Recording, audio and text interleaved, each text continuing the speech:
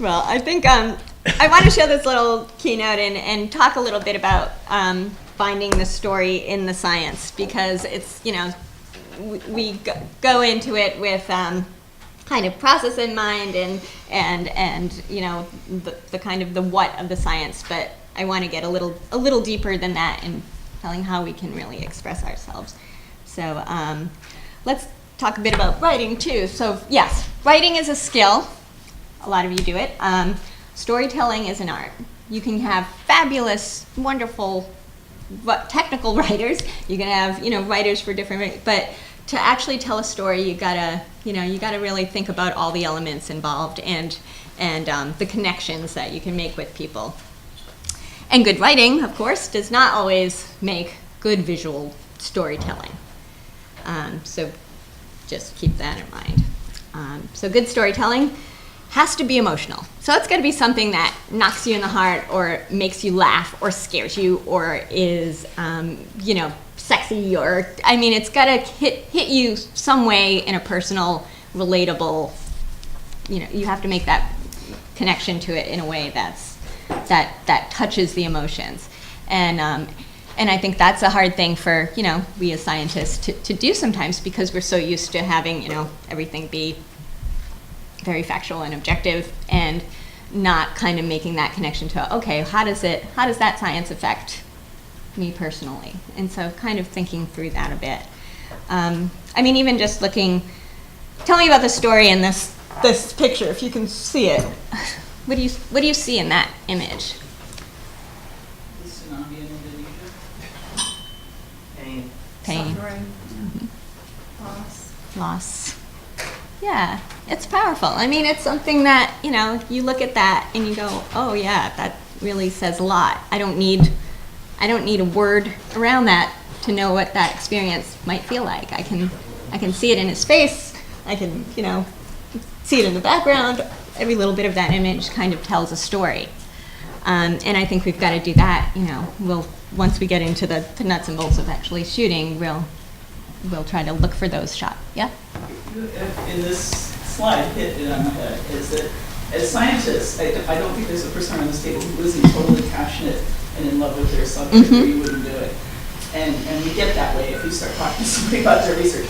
But we are trained to keep an emotional distance, because it's too easy to do bad science because you're so anxious about a result, or you want something to happen, and you believe in it, and you're trained for years and years and years to distance yourself from that emotionality. So, it's something that most of us would approach with a lot of caution. We all know that if you can somehow impart your enthusiasm to the people you're working with or the students you're working with, that the team works better. It's true. But on the other hand, if you get this reputation for being an overly emotional person, and overly passionate, people will start to question your judgment. So, it's, are you just pulling on people's heartstrings and not doing serious science? So, right. Yeah, I hear that a lot. That edge and not lose ourselves as scientists, but still contribute our passion to this. And I think that's such a good point. I know it's something that, we all struggle with. I think, and this may make some of you cringe a little, but I think, and think about the words I'm saying. The storytelling of your science can be subjective, and frankly, should be. That does not mean you're not factual, or you're manipulating, or anything like that. Your science has to be the science. But how you tell the story should lead people to feel something, and to connect to it in a certain way. And I think that's a tough balance to strike sometimes. I think, because of everything you just mentioned, I think there's a lot of pressure and not to have that emotional distance to it. And that's okay. And I think you need to go into it, knowing that part of it has to remain intact, but the way it comes across you have to find a way to connect. I don't know. What do you guys? I'd like to hear more thoughts about that, because is it stuff that you all are dealing with as far as, and even in you're an undergrad, right? So are they training you differently now as far as communication goes? Are they encouraging you to connect with the public more, or blog, or? do any kind For of? the most part, I haven't had any Mhm. training like that, but I do agree with that they really teaching us to be more professional, and being more professional is kind of removing your emotions from a little bit. Mm-hmm. I Yeah. wonder how much the anti-science climate in the country affects that, where you have to be so science-based, so rigid, so be able to prove to the letter everything that you're saying, because there is this climate of anti-science in this Yeah, country. sure there is. But, and we always explore, like, why is that? What is not getting across? What are we not doing that is, why is that climate so and is it because of, the way it is easy to manipulate media and to, and people are getting blasted in so many directions and they want to believe what they hear, and and values are tied into it, and personal beliefs and religion, and I mean there's everything that it becomes very personal and very political. But I think I think probably the main problem with why we're not connecting in this country to the science, and why there is so much anti-science, is that we focus on the end result. We want to know that science works. People want to know that there's whatever someone's studying, it's going to be proven, and it's going to be proven the way they want it proven. And sometimes so we don't explore the process of science in our work and in our writing and in our film, and I think if we explore that process and get folks more familiar with, hey, this is trial and error, and we only get better at our science when we fail at some things, and it's okay. It's not, disproving stuff is just as important as proving it, and having folks be okay with that instead of saying, oh well, look, it's snowing in May, so what's global warming,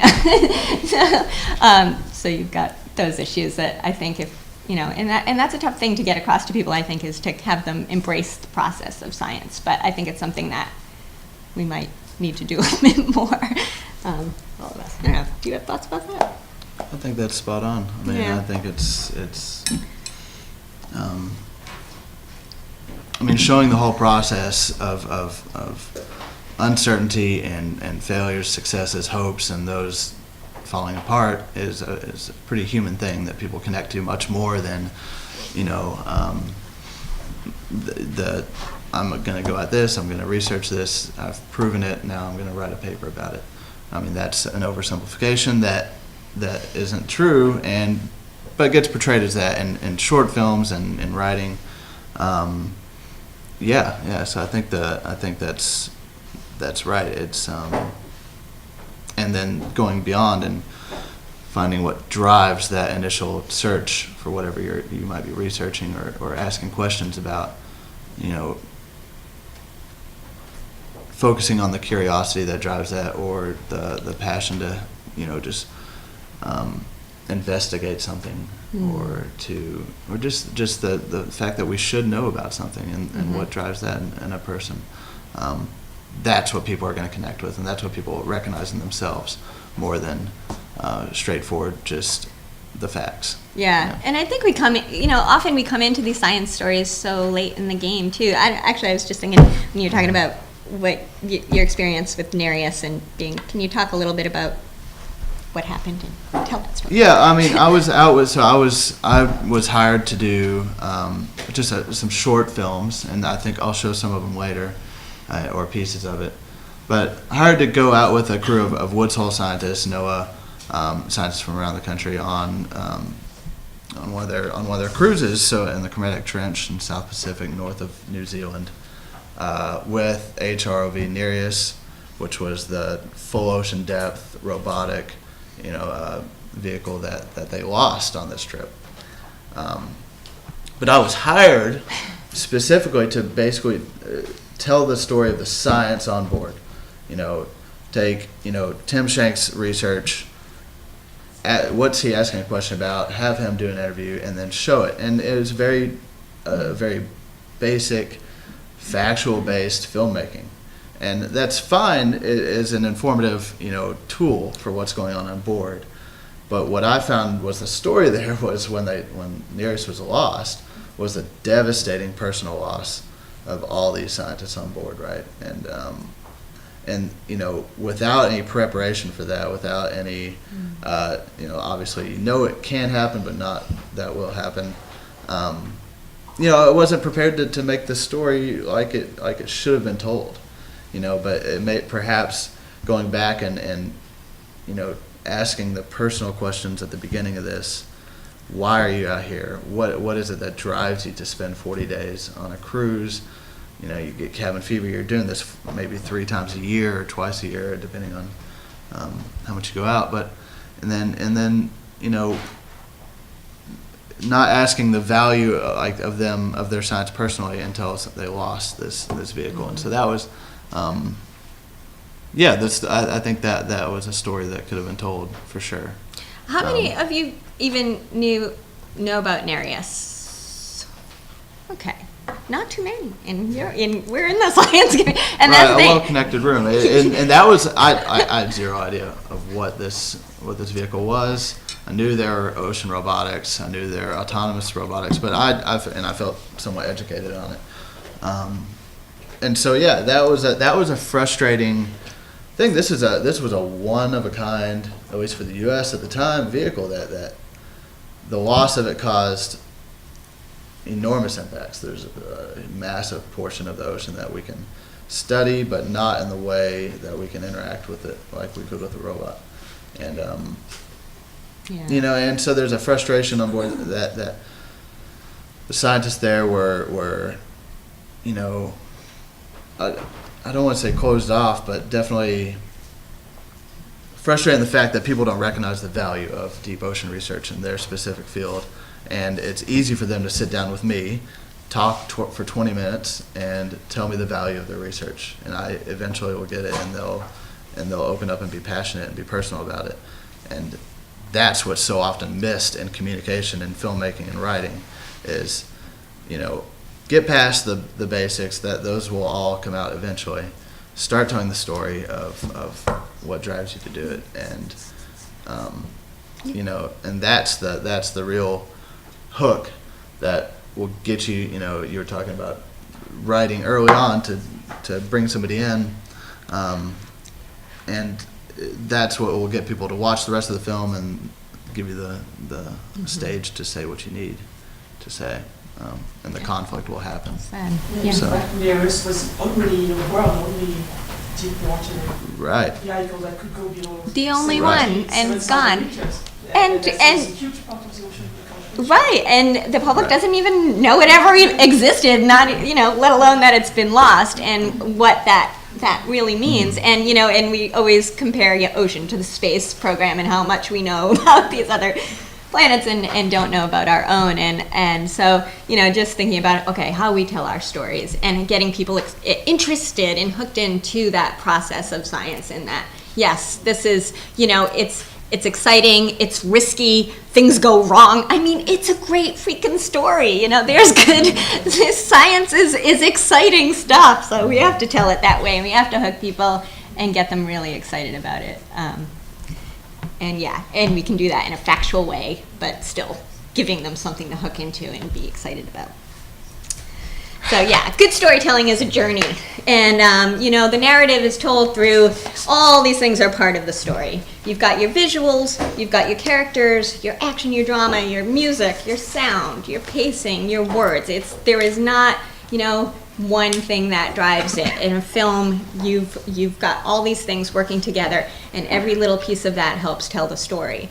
And keeping that in mind, and we'll when we go through it with the filmmaking, we'll have you kind of think about that even more, of how these individual elements add to the story and how not one of them takes over.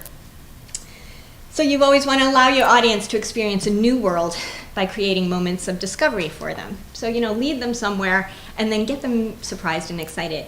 You might want to introduce something that they didn't expect. And good storytelling inspires. Can we turn that up probably a little? This is just a little video 1.5 minutes, I think, about kind of our life on the planet here. um, Yeah, I'll okay.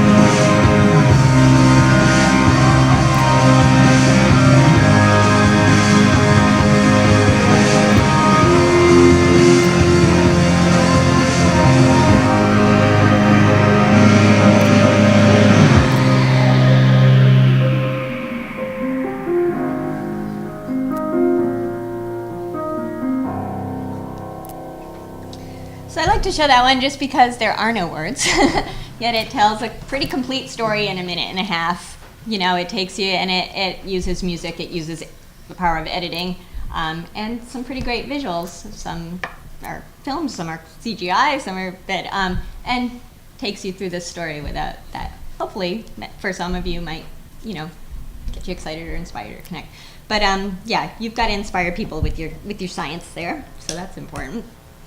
Also, good storytelling should surprise. So this is, and this is another one where I think humor is important. But take a look at this, and I want to hear what you think. It will look familiar, I'm sure.